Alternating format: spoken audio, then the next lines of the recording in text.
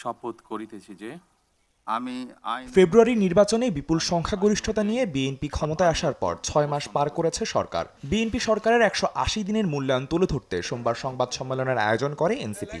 বিরোধী দলীয় chief whip Nahid Islam বলেন, দ্রব্যমূল্য নিয়ন্ত্রণ, আইন শৃঙ্খলার উন্নয়ন এবং বিদ্যুৎ জ্বালানির সরবরাহে বিএনপি সরকার চরম ব্যর্থতার পরিচয় দিয়েছে। গ্যাস সংকটে কারখানা বন্ধ হওয়া সহ এই সরকারের সময় দেশের সর্বোচ্চ পর্যায়ে লোডশেডিং হয়েছে বলে দাবি করেন তিনি। এই ৬ মাসে এই যে ৩টি বিষয়কে তারা অগ্রাধিকার দিয়েছিল, এই ৩টি বিষয়তেই তারা কিন্তু নিদারুণভাবে ব্যর্থতার পরিচয় দিয়েছে। ৩ মাসের মধ্যে তারা বিদ্যুতের দাম বৃদ্ধি করলো পাইকারি পর্যায়ে ১৯.৮৫% এবং গ্রাহক পর্যায়ে গড়ে ১৬.৬৮%। বাংলাদেশের ইতিহাসে সর্বোচ্চ পর্যায়ে লোডশেডিং কিন্তু এই বর্তমান সময়ে হচ্ছে।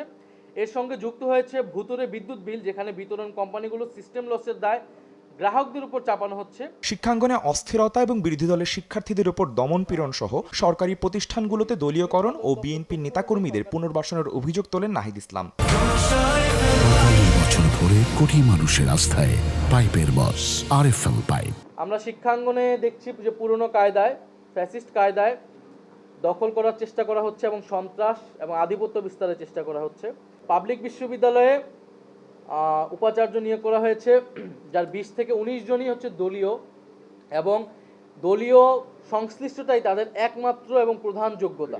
যেখানে শেখ হাসিনা রয়েছেন দিল্লিতে, সেখানে যদি আবার তারেক রহমান যায়, তাহলে এটার আসলে মিনিং কি দাঁড়াবে? বাংলাদেশের জনগণ বা বিশ্ববাসী এটা কিভাবে দেখবে?